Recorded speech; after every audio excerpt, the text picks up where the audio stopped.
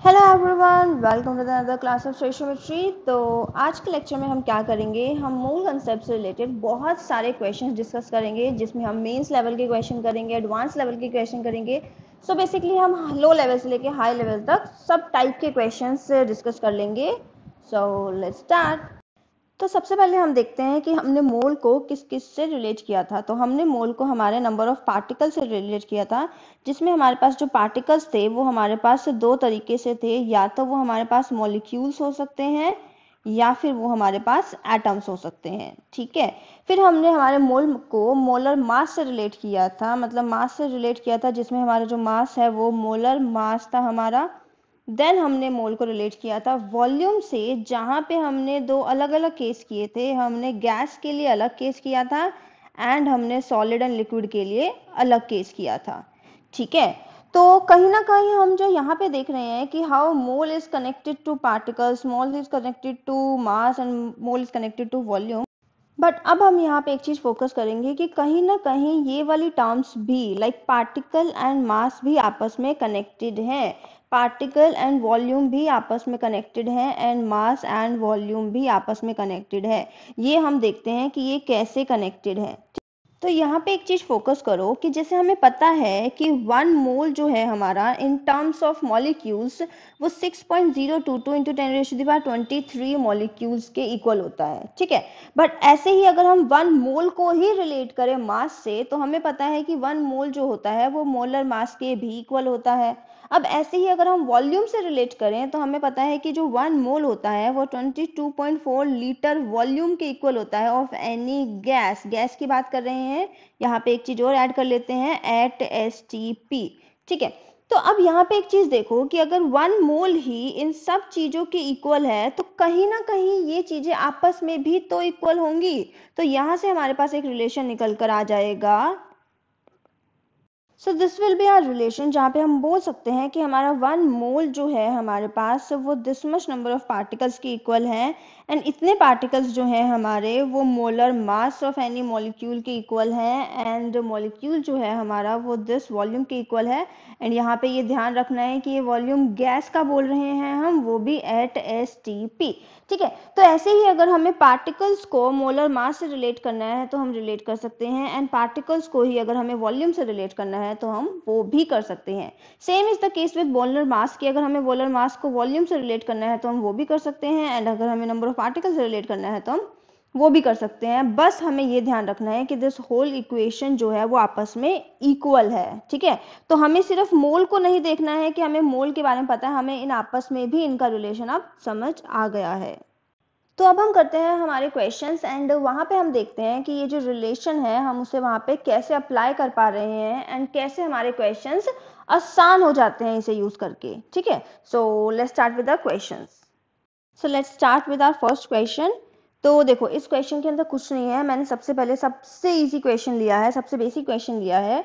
तो जनरली क्या होता है ना कि आप लोग क्या करते हो कि सबसे पहले कोई भी इंफॉर्मेशन दी हो तो उसको सबसे पहले मोल में कन्वर्ट करते हो, क्योंकि मोल से किसी भी चीज में कन्वर्ट करना आपको आसान लगता है। बट नहीं, मैंने यहाँ पे हमारा ये रिलेशन लिख लिया है। अब इसको डायरेक्ट देखते हुए आप अपना क्वेश्चन करना। देखो, हमें क्वेश्चन में क्या पूछा हुआ है, हमें बोला है नंबर ऑफ एटम्स हमें निकालना है, number of atoms present in 0.635 gram of copper piece. ठीक है, एंड हमें मोलर मास कॉपर का मेंशन है। तो आप एक बात यहाँ पे देख लो कि हमें नंबर ऑफ एटम्स निकालने हैं और हमें मास मेंशन है, तो कहीं ना कहीं हमारे पास इस क्वेश्चन के अंदर number of particles and molar mass का रिलेशन है। ठीक है, मतलब मास का रिलेशन है। तो हमें बस एक चीज ध्यान रखनी है कि हमें बस इन दो चीजों को इक्वेट करना है और यूनिटरी मेथड लगाना है। ठीक है, सारे मोल कंसेप्ट्स के अंदर यूनिटरी मेथड होता है और कुछ भी नहीं होता है। तो बस यहाँ पे इसको ध्यान रखो कि हमें पार्टिकल्स एंड मास को रिलेट करना है। ठीक है, अब इसके बाद जो मोस्ट इंपॉर्टेंट चीज है जो आपको हर क्वेश्चन के अंदर ध्यान रखनी है, कि वो क्या ध्यान रखनी है, ये सुनना कि जो चीज आपको, जो इंफॉर्मेशन आपको पता है या फिर जो आपको दी हुई है, उसको हमेशा लेफ्ट हैंड साइड में रखना, और जो आपको निकालना है उसको राइट हैंड साइड में रखना। ठीक है, अब मैं आपको क्या कहना चाह रही हूँ, तो सबसे पहले आपको कौन सी इक्वेशन लिखनी है जो आपको ऑलरेडी पता है। ठीक है, वो इक्वेशन, वो इंफॉर्मेशन लिखनी है जो आपको पता है। अब आपको क्या पता है कि मोलर मास जो होता है हमारे पास, मोलर मास जो होता है वो 6.022 इंटू 10⁻23 पार्टिकल्स के इक्वल होता है। ठीक है, अब मैंने यहाँ पे मोलर मास को लेफ्ट हैंड साइड में क्यों लिखा, क्योंकि मास हमें मेंशन है, हमें बताया हुआ है कि कितने मास में हमें नंबर ऑफ एटम्स निकालने हैं। ठीक है, इसलिए मैंने मास को लेफ्ट हैंड साइड पे रखा।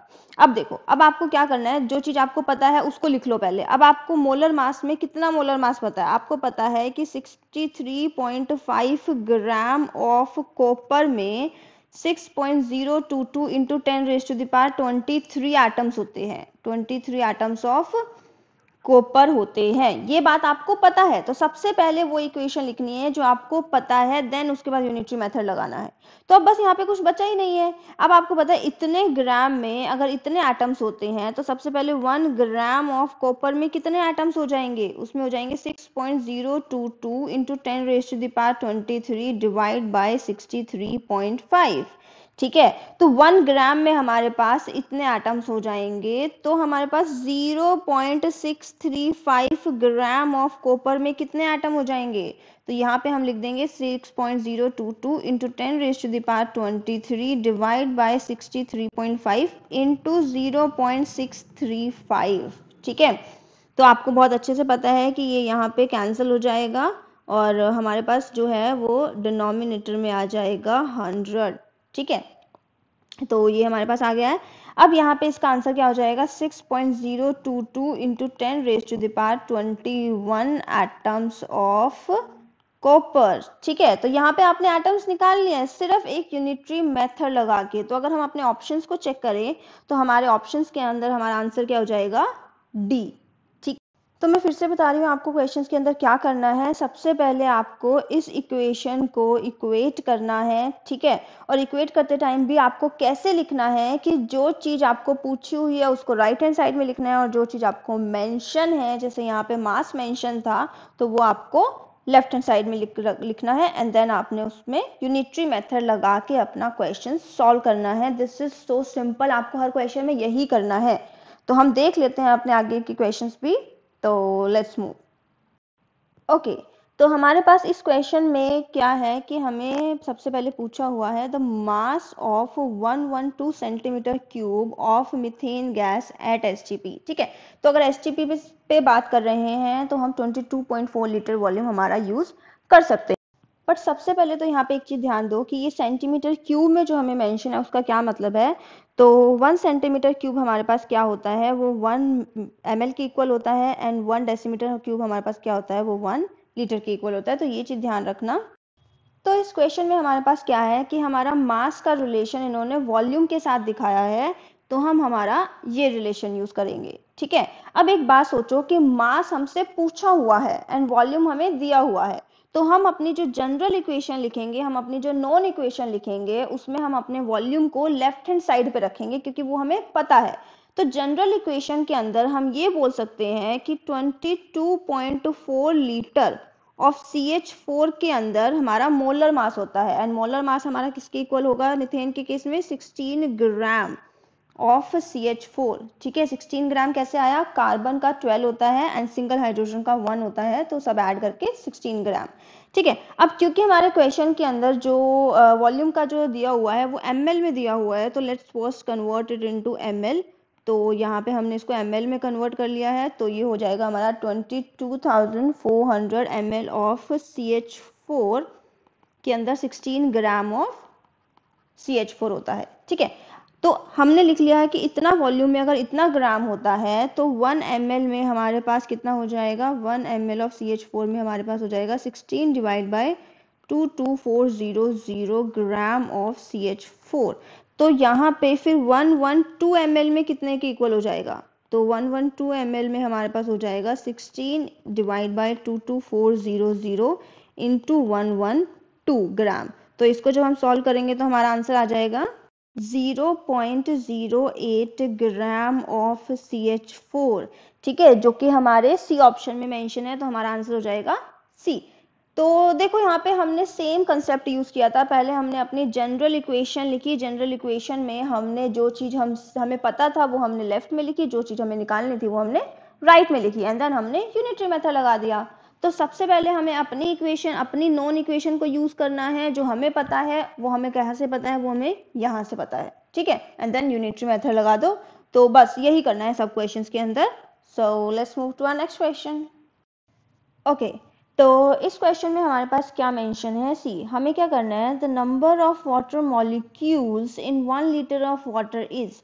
तो हमें नंबर ऑफ मॉलिक्यूल्स निकालने हैं 1 लीटर ऑफ वाटर। तो यहाँ पे एक चीज ध्यान दो कि वॉल्यूम हमें दिया हुआ है बट वो गैस का नहीं है, वो वाटर मतलब कि लिक्विड का है ना। और हमें डेंसिटी मेंशन है वाटर की। तो सबसे पहले हम क्या करेंगे, हम मास निकाल लेते हैं ताकि हम number of particles and mass का रिलेशन देख सके, ठीक है। तो ये रिलेशन हम देख सके।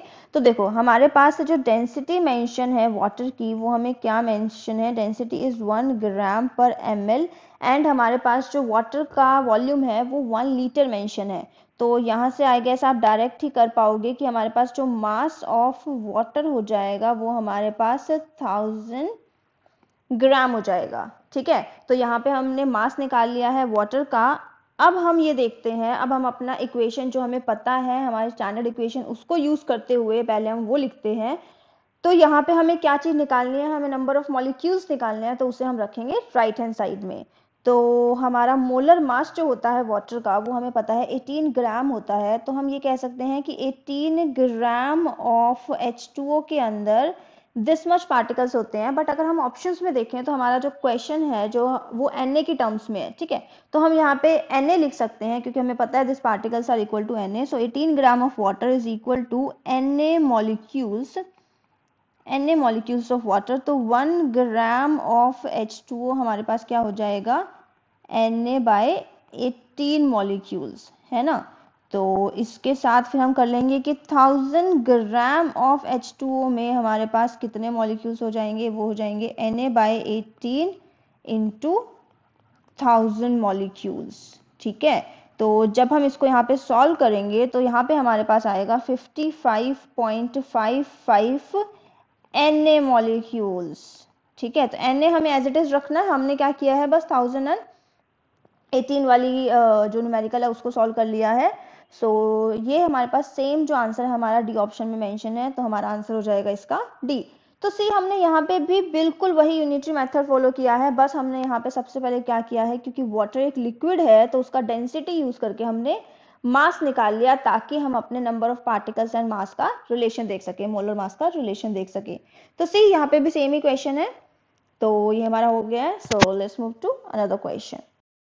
ओके, तो यहाँ पे हमारे पास ये बहुत ही जनरल क्वेश्चन है। इसमें हमसे पूछा हुआ है the mass of 1 mole of an electron, ठीक है। हमें 1 मोल ऑफ इलेक्ट्रॉन का मास बताना है, जो कि बहुत इजी क्वेश्चन है। देखो हमें पता है सबसे पहले कि 1 मोल ऑफ इलेक्ट्रॉन के अंदर कितने इलेक्ट्रॉन्स होते हैं। हमने पहले भी बोला था कि 1 मोल किसी भी चीज का, 1 मोल किसी भी चीज के का जो मतलब होता है वो, अगर हमें पार्टिकल्स की टर्म्स में बात करनी है तो वो 6.022 × 10⁻23 पार्टिकल्स होते हैं, ठीक है। तो 1 मोल ऑफ इलेक्ट्रॉन के अंदर भी हमारे पास 6.022 × 10⁻23 इलेक्ट्रॉन्स हो जाएंगे, ठीक है। तो हमें इतने इलेक्ट्रॉन्स का मास बताना है। तो ये बताने से पहले हम क्या करेंगे, सबसे पहले हम देख लेते हैं द मास ऑफ 1 इलेक्ट्रॉन, ठीक है। तो वो मैंने सबसे फर्स्ट लेक्चर के अंदर फर्स्ट स्लाइड के अंदर ही लिखा था कि मास ऑफ इलेक्ट्रॉन होता है 9.1 × 10⁻³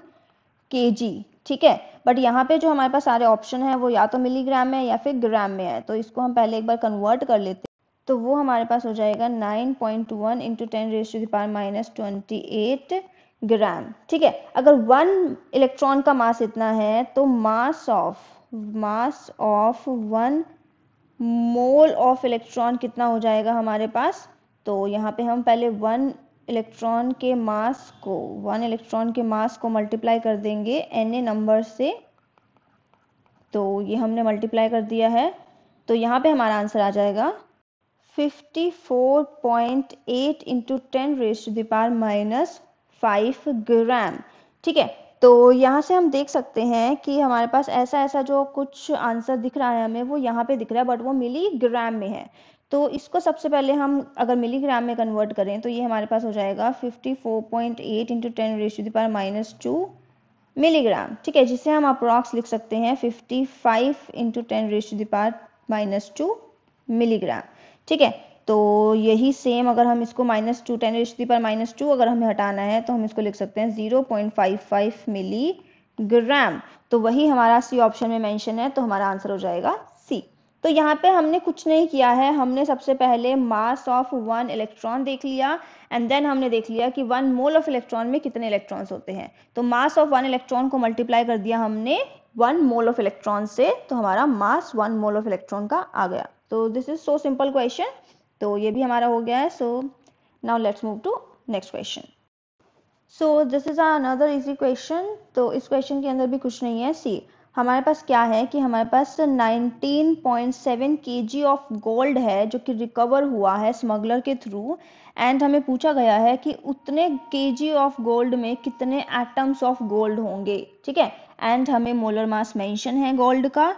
तो यहाँ पे भी कुछ नहीं है, हमारे number of particles and molar mass को रिलेट किया गया है। तो यहाँ पे हमें नंबर ऑफ एटम्स पूछा है, तो जो चीज़ पूछी है उसे हम लेफ्ट में रखेंगे हमारे इक्वेशन के अंदर। तो हमें हमारी जनरल इक्वेशन का पता है कि molar mass is equal to number of particles. तो मोलर मास हमारे पास कितना है 197 ग्राम। तो 197 ग्राम ऑफ गोल्ड के अंदर हमारे पास 6.022 इंटू 10⁻23 एटम्स होंगे गोल्ड के, ठीक है। तो अगर इतने ग्राम के अंदर हमारे पास इतने एटम्स हैं तो 1 ग्राम ऑफ गोल्ड के अंदर कितने हो जाएंगे, वो हो जाएंगे 6.022 इंटू 10⁻23 डिवाइड बाय 197 एटम्स, ठीक है। तो अगर 1 ग्राम के अंदर इतना है 19.7 kg which means 19,700 gram of gold के अंदर कितना हो जाएगा 6.022 इंटू 10⁻23 डिवाइड बाय 197 इंटू 19700। तो यहाँ पे जब हम इसे करेंगे तो यहाँ पे हमारे पास आ जाएगा 100। तो हमारे पास जो वैल्यू होगी वो आ जाएगी 6.022 इंटू 10⁻25 एटम्स ऑफ गोल्ड, ठीक है, जो कि हमारे पास हमारे डी ऑप्शन में मेंशन है, तो आंसर हो जाएगा D. So see this is another easy question. हमने कुछ नहीं किया, हमने हमारे मोलर मास को रिलेट कर दिया नंबर ऑफ एटम से, क्योंकि वही क्वेश्चन में मेंशन था। तो हमें सारे क्वेश्चन ऐसे ही करने हैं। सो ये हमारा क्वेश्चन हो गया है। अब हम नेक्स्ट क्वेश्चन करते हैं। ओके, तो इस क्वेश्चन में हमारे पास क्या है, हमें नंबर ऑफ मॉलिक्यूल्स निकालने हैं। तो how many molecules are present in 12 litre of liquid CCl4, ठीक है। तो अब यहाँ पे फिर से ध्यान रखना कि हमें वॉल्यूम दिया हुआ है, बट किसका दिया हुआ है, लिक्विड का। तो हम डायरेक्ट STP वाला 22.4 लीटर वाला कंसेप्ट यूज नहीं कर सकते, हम ये वाला कंसेप्ट यूज नहीं कर सकते, ये गैस के लिए था, ठीक है। तो यहाँ पे सबसे पहले हमें मास निकालना पड़ेगा बाय यूजिंग आर डेंसिटी। तो हमें यहाँ पे निकालना पड़ेगा पहले कि ये कितने मास में नंबर ऑफ मॉलिक्यूल्स हमसे जानना चाहते हैं। तो वो कितना मास में जानना चाहते हैं, वो कितना मास हमें निकालना पड़ेगा। तो यहाँ पे हम सबसे पहले क्या करेंगे कि हमें मेंशन है कि डेंसिटी ऑफ CCl4 कितना है, वो है हमारे पास 1.59 ग्राम पर ml, क्योंकि सेंटीमीटर क्यूब जो होता है वो हमारे पास ml ही होता है, ठीक है। तो यहाँ पे हमारे पास डेंसिटी है एंड हमारे पास वॉल्यूम ऑफ CCl4 भी है, जो कि हमारे पास है 12 लीटर।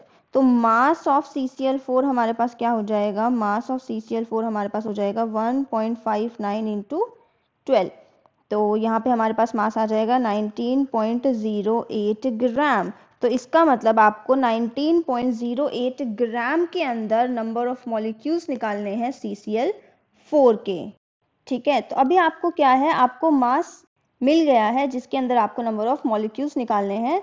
तो यहाँ से हम बोल सकते हैं कि हमें number of particles and molar mass को रिलेट करना है। तो क्योंकि यहाँ पे हमें नंबर ऑफ मॉलिक्यूल्स निकालने हैं तो उसे हम राइट हैंड साइड में रखेंगे एंड अपने मोलर मास को हम लेफ्ट हैंड साइड में रखेंगे। तो यहाँ पे हमारी हम नोन इक्वेशन हम क्या लिखेंगे कि कितने मोलर मास में कितने पार्टिकल्स होते हैं, पहले वो हमें पता है। तो CCl4 का जो मोलर मास होता है आप कैलकुलेट करना, वो आपका आएगा 154 ग्राम। तो 154 ग्राम ऑफ CCl4 के अंदर हम ये बोल सकते हैं कि 6.022 इंटू 10⁻23 मॉलिक्यूल्स होते हैं।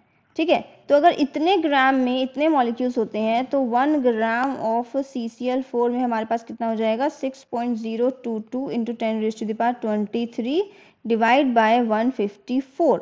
तो अगर 1 ग्राम में इतने मॉलिक्यूल्स हैं तो हमें कितने ग्राम में निकालना है, हमें निकालना है 19.08 ग्राम ऑफ CCl4 में। तो वो हमारा क्या हो जाएगा 6.022 इंटू 10⁻23 डिवाइड बाय 154 इंटू 19.08।